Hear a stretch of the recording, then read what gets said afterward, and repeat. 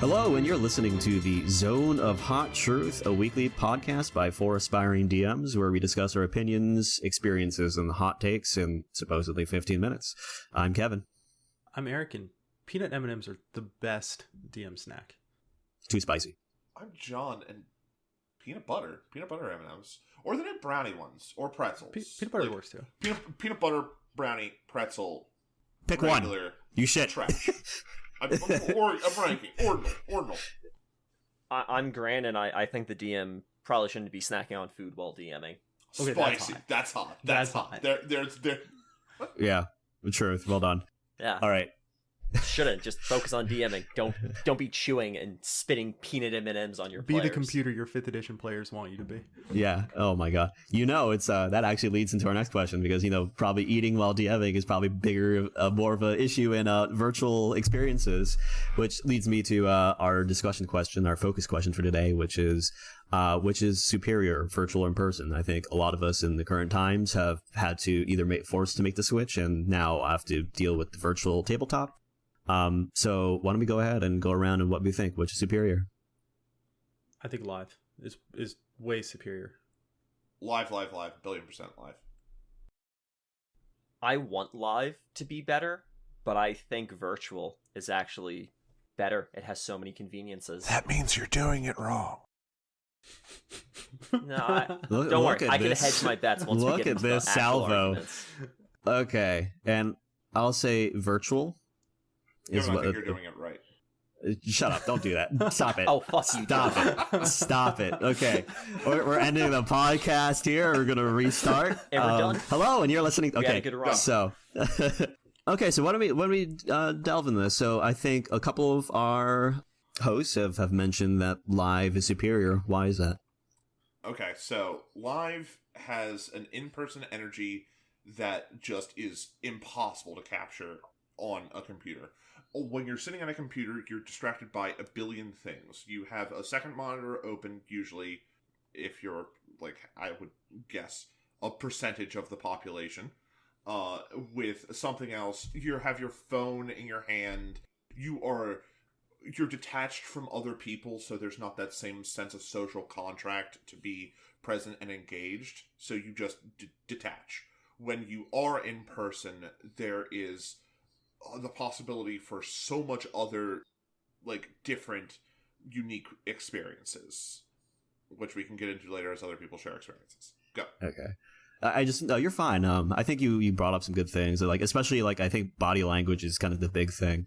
So in terms of distractions, I just wanted to mention, because this is something that I think has been different for me, because I've run both live and virtual games, and I find that it is a lot more, for me, too stimulating. There's too many things going on where I start to kind of feel like I have a mental static, and that is more focused in the virtual space, so I'm able to give a better experience. So this is one thing I wanted to mention regarding that. I agree with everything you've said so far, though. Yeah. You have some very good points, and I'm not hedging my bets. I'm sticking to I think virtual is better for the DM. There's an asterisk attached to mine. When you're DMing, I think virtual is just better because I have so many more tools available to me. I can put way more detail into so many different things. I have more tools that I could ever need at my fingertips. Music, better maps, every token I could ever need, better shops, everything. And that's why, I think I'm leaning towards virtual. I hope my knuckle crack. Because the DM can present a better experience. My knuckle crack came through on my audio. Oh no, I saw you cracking your knuckles. So here's the issue, and this might be just my DM style, so I am well aware of that. It probably is. I like to stand up, and what's more than standing up, I like to walk around. Similar, Kevin, you mentioned a lot of that energy getting really involved. I can't, when I'm staying seated, I feel very constrained. I want to be able to walk over to a player. I want to be able to physically hand them something. When those experiences are taken away from DMing, it's more of a drain on me. I feel I have to look at people's cameras to try and get the same experience, and majority of the time they're probably not making direct eye contact with their webcam, and nor should they be expected to. I think there are a lot of studies right now, especially as a lot of people work from home, that the level of engagement that people can maintain on a Zoom meeting is not a 3-hour D&D session worth of time. All about that eye tracking software. What the shit? Oh, God. I was not expecting that. Okay. So I do agree that there is a bunch of, with Grant, that there is a bunch of like amazing virtual resources for playing D&D online. My laptop doesn't disappear to dust while I sit in person. I have improved initiative open on my tablet in front of me. I have the television behind me with ambiance music and like general scene pictures happening. I have maps on the table in paper that I've printed out with Kinko's that cost $2. Mind you, that's $2 that you don't have to pay on digital, but that's a thing that I can put on the table and players always have full view of. Thanks, Kinko's, for sponsoring this episode. Thanks, Slide. You can follow the link in the description. We might have to delete that. We'll see. General Paper Company. No, yeah, we'll definitely edit that in, I'm sure. So I think here are a couple things. I think one, what you in regards to is I really think we can just drill on like maps. It's like a huge thing, but like the one thing I think that makes virtual completely superior is that vision actually matters. Like that is something that you can do. You can have line of sight. You can, without like faking it, which if you listen to one of our previous podcasts where we talk about unknowing something, that is certainly something that is very hard to do, especially if you have to, you build out like the whole map. Some of it is visual, represented in players. The other thing that I'll mention in regards to like having all the materials available to you, I think, which is why digital is superior to me, is I think I tend to be a traveling DM for the most part. And I'm also easily stressed out, as I mentioned before, so having to like set everything up, get everybody together, schedule the game. It's usually not at my place, so I don't have those conveniences available to me. For some people, like I said, like for some people it might be easier, but for me, I find it like super, like I go into the game with the wrong kind of attitude often. I'm like, all right, we set up everything, all right, let's get started, and then like I bring a wrong kind of energy to the table, versus like sitting down, everybody's able to get there on time, there's less of a thing there, and then we're able to get started. You are totally right about vision. That is 100% true. Like that is the thing that is bad about in-person D&D that virtual tabletops have. Being able to slowly reveal a dungeon. I don't think you can like actually do a paper maze of. You can. With point tiles systems. Or something. Yeah. I don't even think tiles properly work because. Check out Profession Dungeon Master. Oh. His labyrinth system is aces. Is it like actually like a map on the table and revealing stuff, or is it? No, because that's bad to begin with, even on virtual. Oh. No, that's not. It depends on the situation, but we might be getting to a can of worms debating mazes and labyrinths. Yeah, I think Eric, you had a point you wanted to bring up. Yeah, I think there's another issue with virtual is expectations, and this is twofold. First is expectations on the DM. And this is what I really dislike about DMing on virtual is there's an expectation that the map is going to look pretty. There's an expectation that the tokens are going to look pretty. When I DM live, if I start just, what is it called? Sharping accidentally on my dungeon mat. And I'm like, well, this is, as Matt Koval says it, this is now perma room. This room is always here. The players are going to be okay with that. And it allows me to spend a majority of my effort on descriptions, on the encounters themselves. And then on top of that, there's the issue with expectations of players. As a DM, it is incredibly difficult for me to gauge engagement of players virtually. I cannot tell the person's actually paying attention. I cannot tell they're actually not looking at their phone or the second monitor, or it's hard. It's so totally. And then once I see that, it is impossible for me to unsee it. It's impossible for me to try to recreate the same experience when I know if I was in person with these people, I would not be thinking these thoughts. The one thing I wanted to bring up with that, and Grant, I'll come to you in a second, but I think so. A couple of things. I think to start with your previous point, the thing I wonder if that's just because like you get to see everybody simultaneously at a close up view, so you're more in tune. You're more like looking at everybody.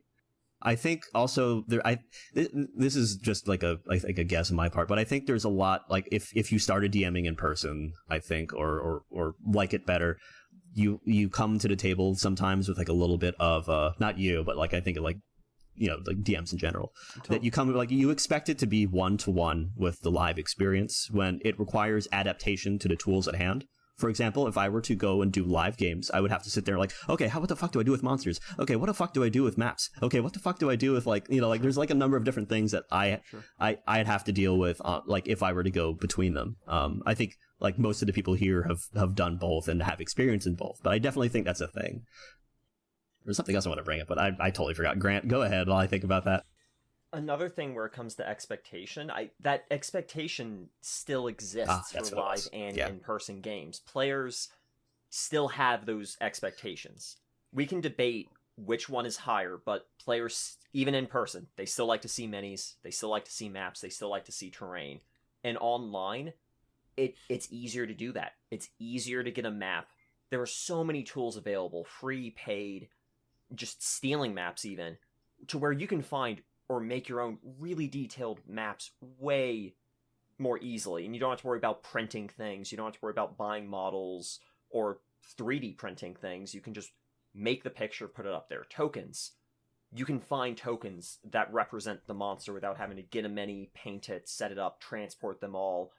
And if you do get caught off guard, it's way easier to just pull in a map or a token of the actual thing you need, depending on what online resource you're using to run your games. And you can still meet those expectations way more easily than in person. Really quickly, before I get to John, I just wanted to mention, I think like mini painting is actually probably the equivalent of the map looking nice on the tabletop. I wonder if that's like the equivalency there in terms of like the similar kind of viewpoint. Probably, yes. John, why don't you go ahead? Mm-hmm. So any player that sits down at any like table that we're running, and if they're expecting like Matthew Mercer or Dimension 20, they're fucked. They're wrong. They're bad. They should not. Like, yes, like, yes, that's nice, and like having minis on the board is something that I focus on because it's a big, central, cool thing to look at. But that can't be an expectation. That can't be a requirement. You don't need that. They're like, you can buy the pawn set from Pathfinder that has like 200 miniatures, like that are just like cardboard standees for like $20. Me. Yeah, exactly. That's what I've done. It was wonderful. Yeah. You don't need like all of that to just have a physical representation on the board. 100%. Yeah. I know you did dice as goblins because it was just impossible to have as many goblins on the board as you wanted. That wasn't a limitation. The players like just bought into that easily. Like, it is very easy to have a conception of, oh man, this is an expectation that I need to meet. When if you put it on the table, the players don't care if they're happy. They're killing 100%. 400 goblins. Yeah, go ahead, Eric. It's expected online to have a good map. That is like a baseline. I've never had a player be upset that I'm drawing on essentially the inside of a piece of wrapping paper. We're using, as John said, dice as minis. That's not, people aren't expecting that on, because there's a higher bar of entry versus online. You have to get that token. You have to have the map. And the idea that finding maps and tokens is a low work idea or low work task is just not actually synonymous with what the reality is, and that it's very difficult to put all the detailing in that people want to see because they're expecting it to be a television show at that point. The first map that I made took me 45 minutes to make, and that was the vast majority of my prep time. Eric's right. Continue. Sorry. Yeah, no, so I think I just want to say something, Grant, and I think, John, you had something to bring up as well. So I think all of us want to get in. Yeah, so what I'll bring up, I think this is because this is something like in terms of expectations, that I think these are things that you have to set at the beginning to just like get away from that. Because, for example, if you put like on the table in person a rollout and you have markers, the expectation is you're going to be drawing the maps, right? And you don't have to say anything about that. I think online, I think I agree, is something where I think you have to establish what your DMing style is, or else people are going to, like, they'll come in with their own expectations of what the thing should be, and you'll be like, I don't want to do this. I just want to run this kind of simply, and this is just a utility, right? And I think that doesn't come about. And I think a lot of people who are switching to virtual are finding that as an issue from like what I've been reading online is like, well, because the players are coming with certain expectations already that you're trying to deal with. And as you mentioned, Eric. Grant, go ahead. We're over 15 minutes. Yeah. I think it's time for closing remarks, unfortunately. And I think my point will work well as my closing. Okay. Let's go ahead and close out with just answering the focus questions, so which is superior, virtual or in person. And once more, let's try and limit it to a tweet, so 140 characters or less. Live is better. Right now, everyone should be virtual. Please stay virtual. That's a great point of me to bring up. At some point, we'll be back to having some amazing live games. But right now, virtual has to be, as much as I think live is better, virtual is best because of the pandemic. 100% agree with Eric. I can't wait to get back to live games. I miss sitting around a table and making eye contact and sharing an in-person experience. It's easier for me to set up and run. It's faster. I think I still have all the resources. I don't lose anything. I think virtual has a lot of benefits that shouldn't be ignored, and I think this might be a situation where you as the DM need to ask yourself this. Do you think virtual is better? And if you do, that's how you should try to present your game and look for a group where they feel virtual is better. Because I feel like this is, again, a situation where you as the DM should choose and decide this yourself and then find a group that suits that need, whether if you want to be virtual or in person. Okay. And I think for me, for those of you who are switching to virtual, I think you have to come with an open mind to the tools that are available to you. And I think that's what's missing a lot of the time. So you can reach us at zoneofhottruth@gmail.com. Tweet at us. We're always on Twitter. Or you can find a number of our social media links in our anchor link if you want to find those easily. And what I'll leave you with is thank you for listening and keep rolling those dice. Happy holidays if you're celebrating.